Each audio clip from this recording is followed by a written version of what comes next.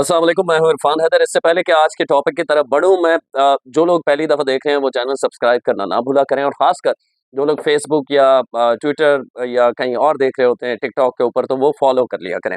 ये रिक्वेस्ट हमेशा होती है। अ, सदर ट्रंप, अमरीकी सदर ट्रंप एक खतरनाक खेल खेलने जा रहा है। होशरुबा इंकशाफात हुए हैं। वॉल स्ट्रीट जर्नल ने एक स्टोरी दी है, जिसके बाद ये लग रहा है कि अब इस जंग का जो पैमाना है, जो इस जंग की वुसअत है, वो मज़ीद बढ़ेगी। ये जंग खत्म होने वाली नहीं है। गो के पाकिस्तान इसमें मीडिएटर के तौर पर कोशिश कर रहा है कि इस जंग को ख़त्म किया जाए जल्द अज़ जल्द, लेकिन मामलात कुछ संगीन हैं, ख़तरनाक हैं। ये क्या स्टोरी है आपको बताने वाला हूँ। साथ-साथ ट्रंप ना सिर्फ इस जंग को बढ़ा के अपना नुकसान तो करेगा, ईरान के नुकसान का इरादा वो रखता है, लेकिन इसके साथ ट्रंप और अमेरिका हमेशा के लिए सुपर पावर नहीं रहेंगे और बहुत संगीन किस्म के नुकसानात का सामना करना पड़ सकता है। खूनी खेल खेलने जा रहा है, खतरनाक खेल खेलने का इरादा है। वॉल स्ट्रीट जर्नल के मुताबिक जो कि स्टोरी आई है सदर ट्रंप की, ये क्या करने जा रहे हैं इस हवाले से आपको बताऊंगा। और सुहेल अफरीदी मुकम्मल नाकाम हो गए हैं। जी हाँ, वज़ीर आला खैबर पख्तूनख्वा सुहेल अफरीदी, आपने देखा होगा कि गंडापुर पे हम बहुत तनकीद करते थे, कहते थे फलां का आदमी है, फलां का आदमी है, लेकिन एटलीस्ट वो एहतजाज करता था, कोई बड़ी मूवमेंट करता था। सुहेल अफरीदी को अगर हम देखें तो जब से वज़ीर आला बना है, किसी भी किस्म का एहतजाज या कहीं भी हुकूमत को टफ टाइम देने में या इमरान खान की रिहाई के हवाले से कोई बैकडोर डिप्लोमेसी, किसी किस्म का कुछ भी वो नहीं कर पाया। अब एक बहुत बड़ी उसे और नाकामी का सामना है। ये क्या स्टोरी है आपसे शेयर करूँगा। सबसे पहले सदर ट्रंप का foot on ground foot on ground मतलब ईरान में ज़मीनी फ़ौज जिस तरह उन्होंने इराक में उतारी, जिस तरह लीबिया में उतारी, जिस तरह वेनेज़ुएला में उतारी, जिस तरह दीगर कंट्रीज़ में इस किस्म की अमेरिका कार्रवाइयाँ करता रहा है। लेकिन एक खतरनाक सूरत-ए-हाल ये बनने वाली है कि ईरान मुख्तलिफ इसलिए है, मैं अपने प्रोग्राम्स में भी टीवी पे जो मैं करता हूँ प्रोग्राम, उसमें भी बारहा मैं ये सवाल करता रहा हूँ एनालिस्ट से कि ना हम ईरान जो है ना लीबिया है, ना इराक है। उसकी वजह ये है कि लीबिया के अंदर भी एक डिक्टेटर था, कर्नल कज़ाफ़ी, और इराक के अंदर भी सद्दाम हुसैन एक डिक्टेटर था, और सद्दाम के 60% इराकी लोग सद्दाम के खिलाफ थे। वो जबरन काबिज था। तो जब वहाँ अमेरिका उतरा, फुट ऑन ग्राउंड फौज उतारी, तो बहुत सारे लोग उसका साथ देने के लिए तैयार हो गए थे। इराकी आम शहरी भी वेलकम किया था अमेरिकी फौज को कि सद्दाम से हमारी जान तो छूटेगी। यहाँ सूरत हाल मुख्तलिफ है। अब वॉल स्ट्रीट जर्नल के मुताबिक एक बहुत जबरदस्त किस्म की कार्रवाई करने का इरादा रखता है ट्रंप। ये कार्रवाई क्या है? यूरेनियम निकालने के लिए अमेरिकी अफवाज को कई दिन ईरान में रहना पड़ सकता है।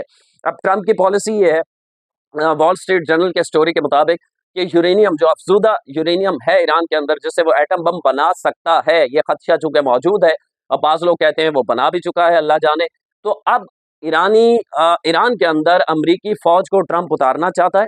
ट्रंप ने ये फैसला कर लिया है, ट्रंप एग्री हो गया है। वो सिर्फ ये पूछ रहा है अपनी फ़ौज से कि फ़ौज को यहाँ कितने दिन रहना पड़ेगा और कितना नुकसान फ़ौज का हो सकता है। उसकी वजह ये है कि ईरान को तरने वाला नहीं है, ईरान को मामूली मुल्क नहीं है, तो बहुत बड़े पैमाने पर फौजी मारे जाएंगे जब ये कार्रवाई करने की कोशिश की जाएगी। क्योंकि 9 करोड़ आबादी का शहर है, जिसमें से 80 से 85% लोग ईरानी रजीम के हक में हैं, उनके साथ खड़े हैं और अमेरिका से नफरत करते हैं। तो ज़मीनी फ़ौज जब उतारेंगे और यूरेनियम को वहाँ से निकालने के लिए, तो एक सिर्फ़ ईरानी पासदारान इंक़िलाब या आम ईरानी फ़ौजी या पुलिस वाला नहीं, आम शहरी भी भिड़ जाएँगे। जिसे कहते हैं ना दू-बदू, चाहे वो कुछ कर सकें ना कर सकें, आम आदमी भी अमेरिका से लड़ जाएगा। वॉल स्ट्रीट जर्नल की स्टोरी के मुताबिक अमेरिकी सदर एक खुफिया ऑपरेशन पर गौर कर रहे हैं, सदर ट्रंप यानी।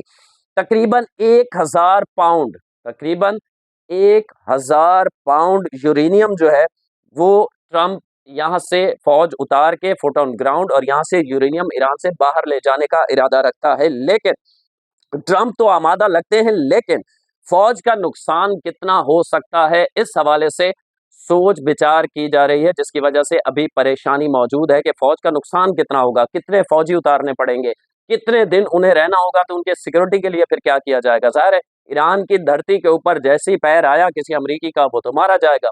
और ये नविश्ता दीवार है, ये कोई ढकी छुपी बात नहीं है।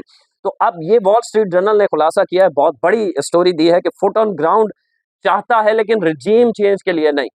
ट्रंप ये प्लान कर रहा है, जिसपे वो आमादा भी दिखाई देते हैं वॉल स्ट्रीट जर्नल के मुताबिक, कि फुट ऑन ग्राउंड उतारे, लेकिन यूरेनियम की वहाँ से मौजूदगी ख़त्म करने के लिए जो यूरेनियम मौजूद है ईरान के पास, जो अफ़ज़ूदा हो चुका है, जिससे ईरान एटम बम बनाने की सलाहियत रखता है, तजर्बा किसी भी वक़्त कर सकता है, ये अमेरिका को ख़दशा है, इज़राइल को ख़दशा है।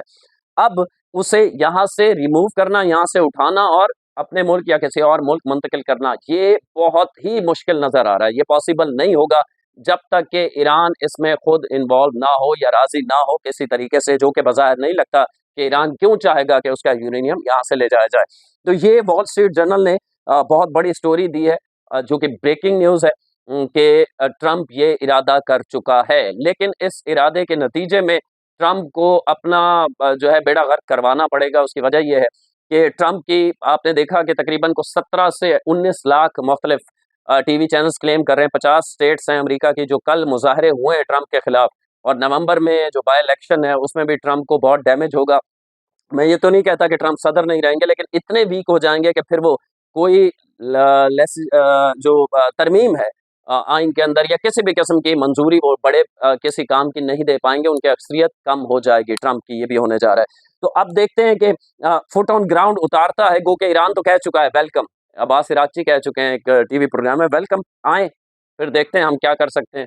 तो इनको अपनी औकात का पता चल जाएगा। तो ट्रंप एक भौंडी सी हरकत उस जंग के बाद ये करने जा रहा है। दूसरी खबर जो मैं पाकिस्तान की पॉलिटिक्स के हवाले से है, वो खबर ये अंसार अब्बासी साहब की आज रिपोर्ट है, और हमें पहले भी लग रहा था, क्योंकि जो रिहाई फोर्स बनाने की बात की थी रमज़ान से पहले, बेसिक ये सुहेल अफरीदी ने अपने लोगों को एक कारकुन को जो हार्डकोर कारकुन है, गुस्से में है कि खान साहब की रिहाई के हवाले से आप लोग कुछ नहीं कर रहे, उनको एक लॉलीपॉप दिया था।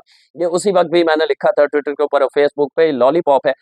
ना तो रिहाई फोर्स बनाने से खान साहब की रिहाई हो सकती है, ना किसी एहतजाज के नतीजे में खान साहब की रिहाई हो सकती है। खान साहब की रिहाई एक सूरत में हो सकती है कि अदालत उसे कह दे कि आप इसे रिहा कर दें ज़मानत पे, या केस ख़त्म कर दें, या जो भी हो सकता है।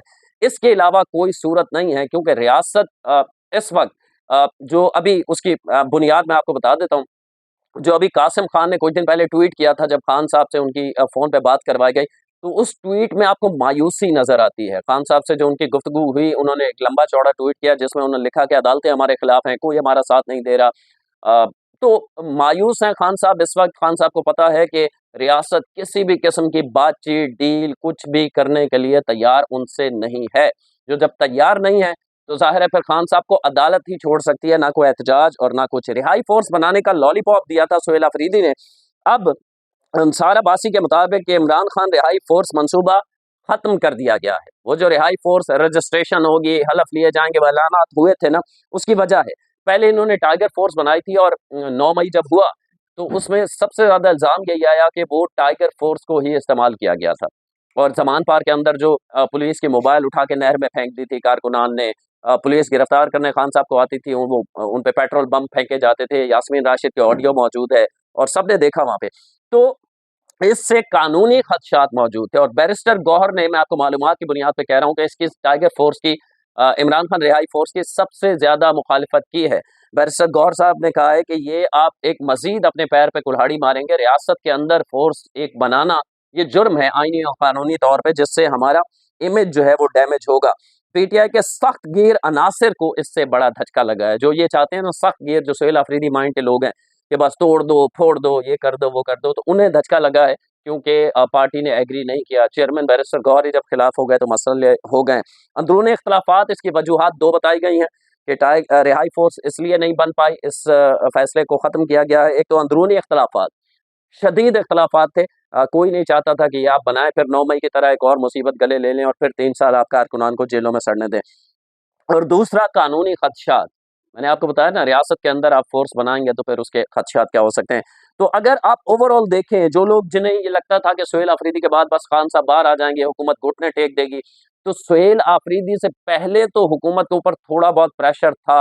जैसे तैसे सही गंडापुर तकरीबन 8-10 हज़ार लोग तो ले आया करते थे, तो ऐसा कुछ नजर नहीं आ रहा। आप जबानी सुहेल अफरीदी कह रहे हैं कि वो बड़ा एहतजाज करने जा रहे हैं, बहरहाल कुछ ऐसा नज़र नहीं आता। मुझे नहीं लगता, और ख़ास तौर पे जब ये ईरान जंग जब से शुरू हुई है, तो ख़बरों में भी खान साहब या उनका ज़िक्र तकरीबन ख़त्म हो गया है। तो जो एक सोशल मीडिया पर या ख़बरों में पॉपुलैरिटी थी, वो भी ख़त्म हो गई है। तो खान साहब के लिए या पीटीआई के लिए फ़िलहाल कोई अच्छी खबरें या कहीं से कोई रास्ता दिखाई नहीं दे रहा है। ये 2 अहम अपडेट्स हैं जो आप तक पहुँचाने